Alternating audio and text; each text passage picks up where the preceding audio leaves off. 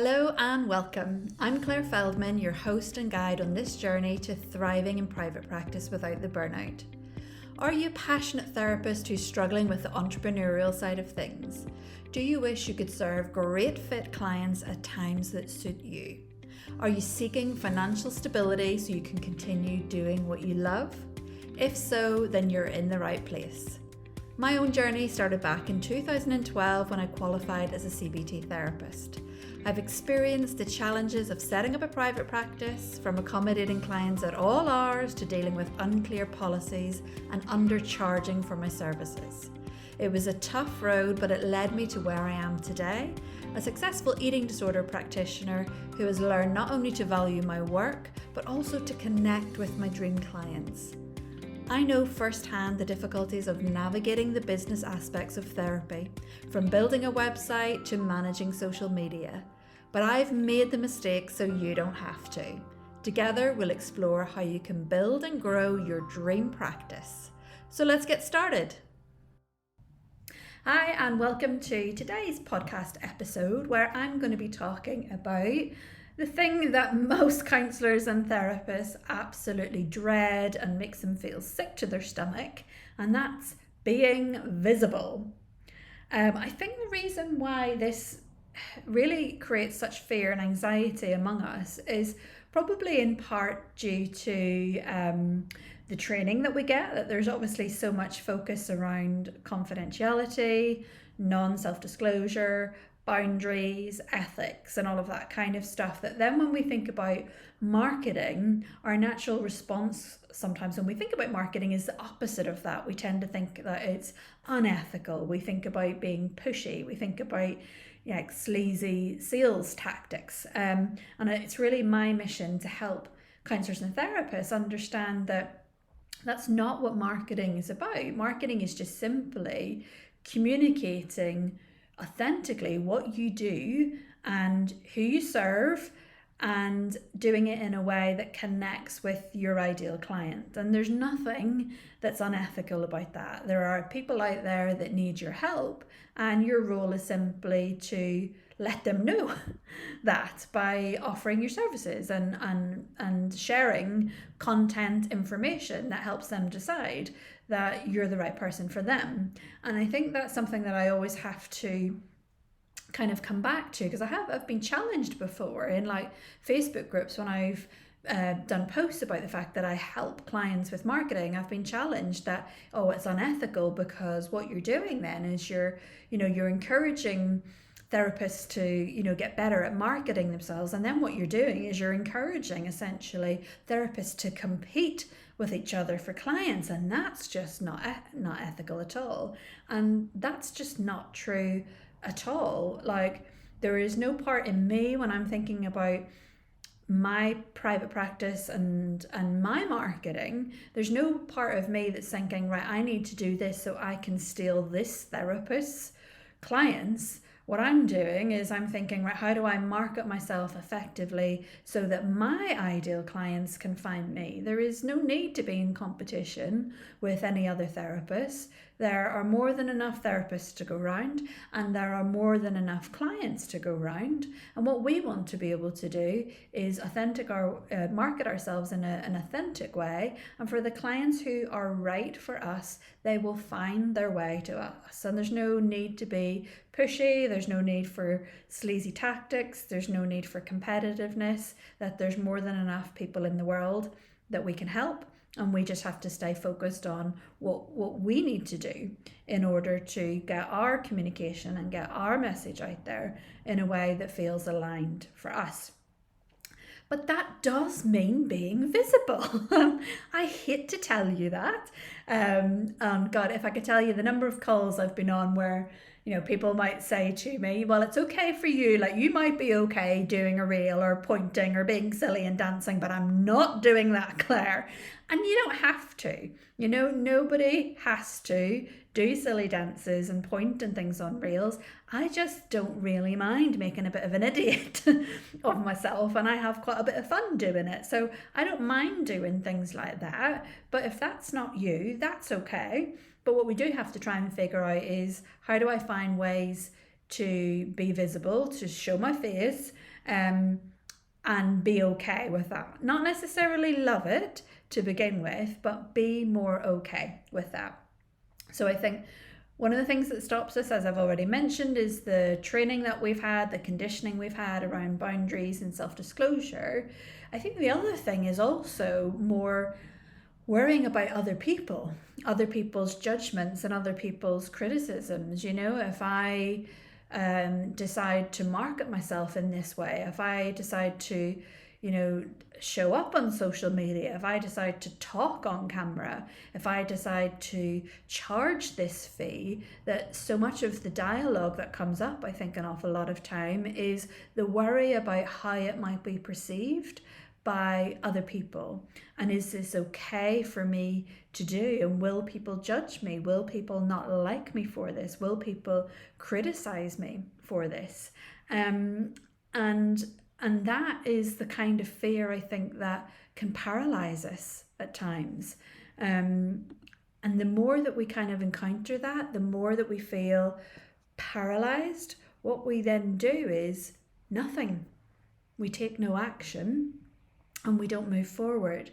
And I think sometimes for counsellors and therapists that really struggle with this, that really struggle with the idea of being more visible, that struggle with the idea of marketing, that because they then become paralyzed and don't take action and maybe don't engage on social media or don't show pictures of themselves or don't get that website built, that really what that might do is it might limit the options that are available to you. It might limit the number of clients that actually find you to work with you.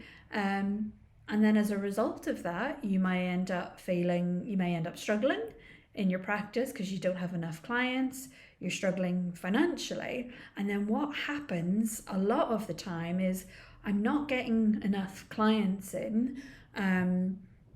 Other people are doing better than me, so the whole comparison paralysis comes in.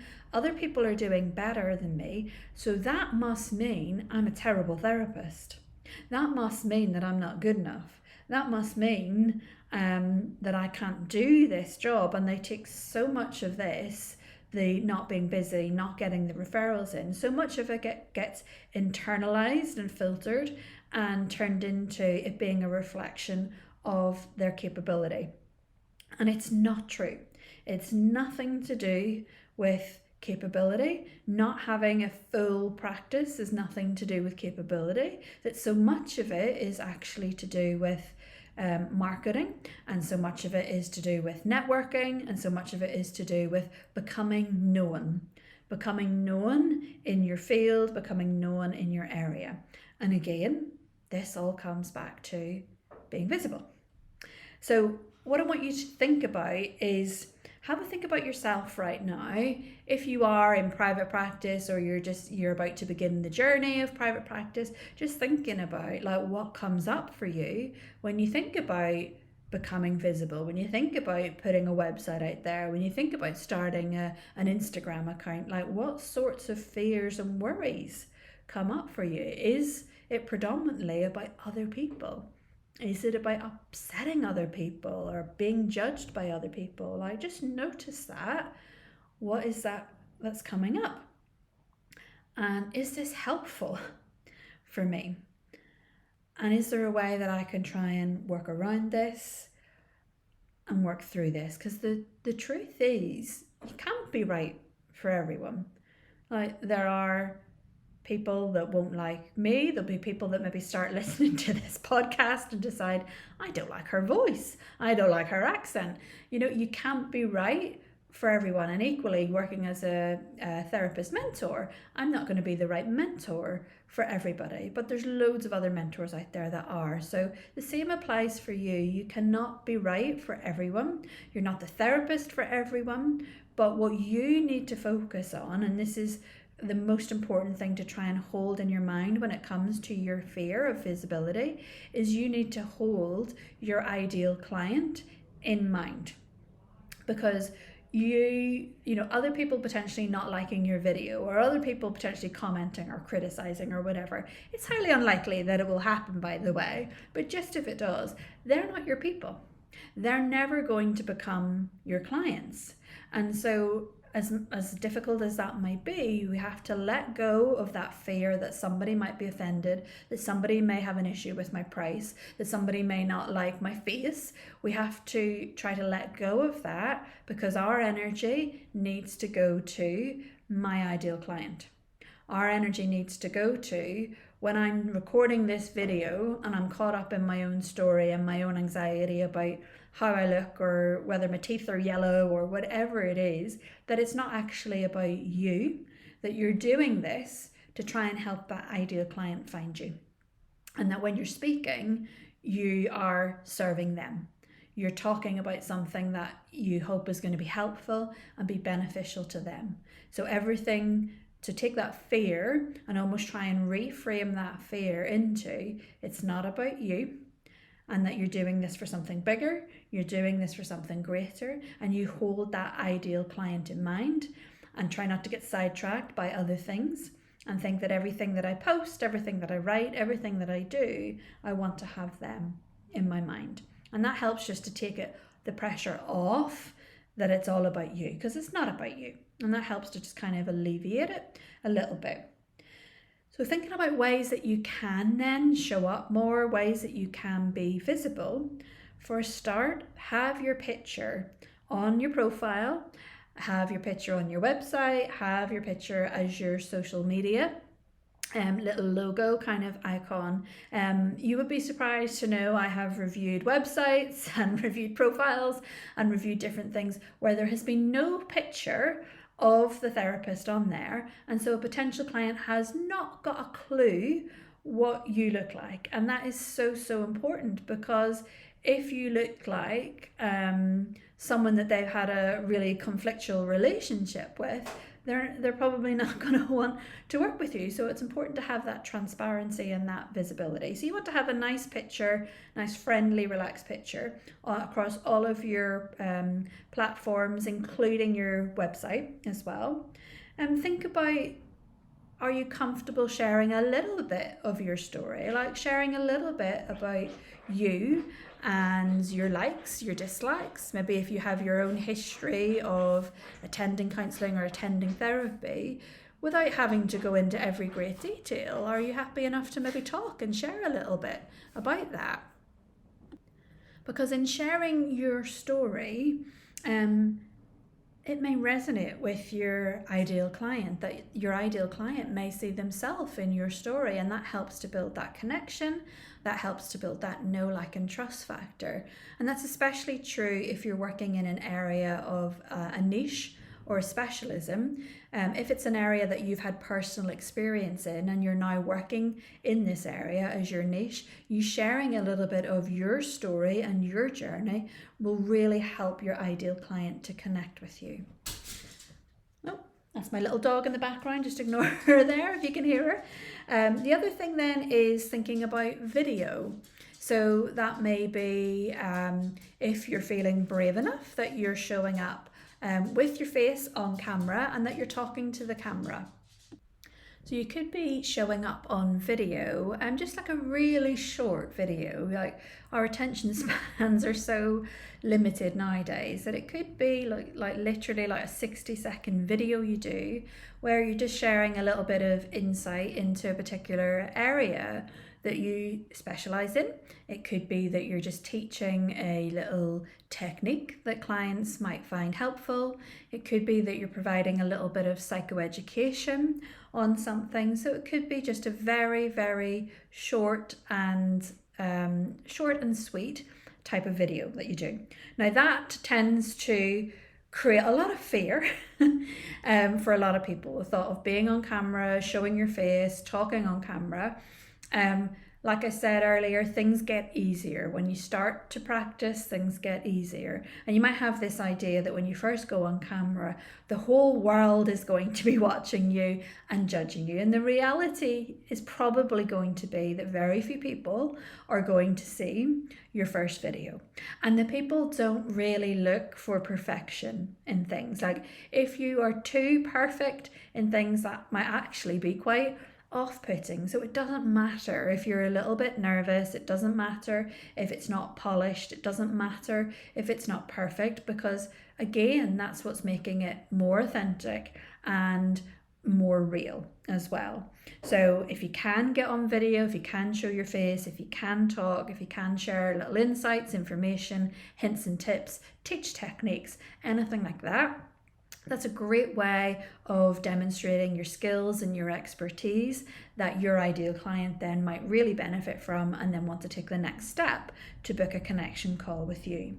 If you're really not comfortable with being on video, you can even think about things like what a lot of people do now, and what I'll do sometimes is maybe just take a recording of something, like out when I'm out walking down by the beach, or a bit of scenery, that I take just a simple recording, and then maybe I do a voiceover, which you can do this in Instagram, that I do a little voiceover, or I put text and captions and speak over those, so that people are then hearing, they're not, maybe not seeing me, but they're hearing my voice as well.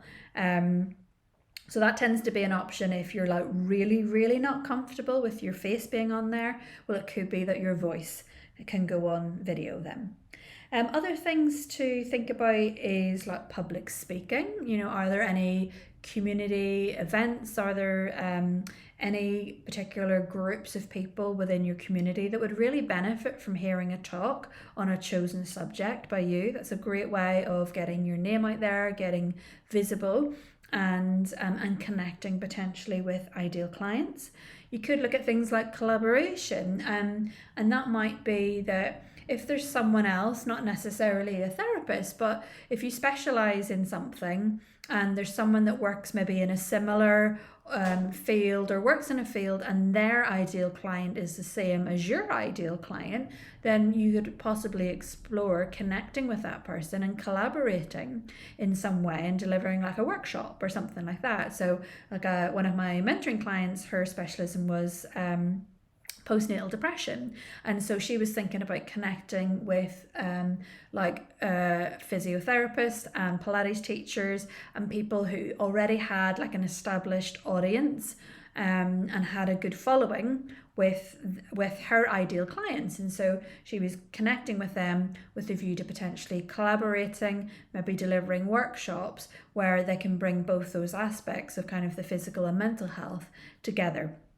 And things like running retreats and things like that. And that's quite a good way if you don't have maybe your own audience build up, that getting in front of other people's audiences who you're not directly doing necessarily the same thing and offering the same services, but you do have the same sort of ideal client. That's a good little way of then increasing your visibility and perhaps increasing your own kind of following as well.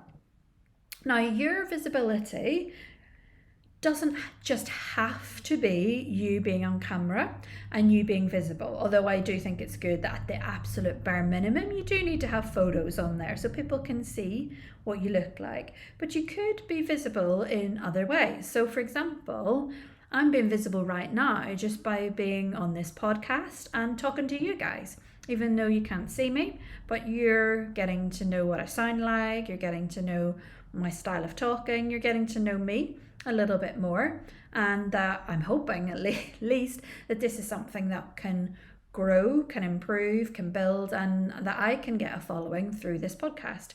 So a podcast is a great way of increasing visibility and being known.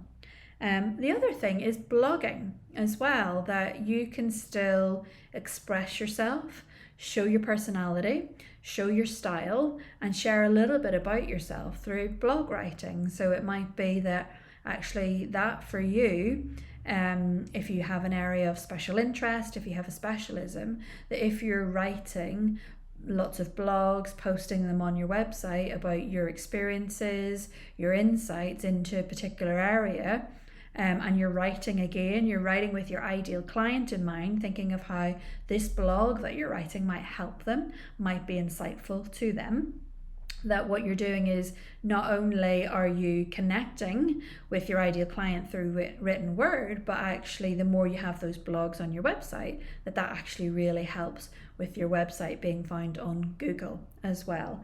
So although when we say visibility, you might automatically think, oh God, I've got to go on Reels, I've got to point my fingers, I've got to do the silly dances. You can, of course, do that if you're happy to do that, but there are lots of different ways that you can become more comfortable being visible. And that's just a few little examples that I wanted to give you, that it could be a podcast, it could be through writing, it could be through collaborations, it could be through public speaking, or it could be through social media, but using it in a way that you feel okay with, in a way that doesn't make you feel completely and utterly sick.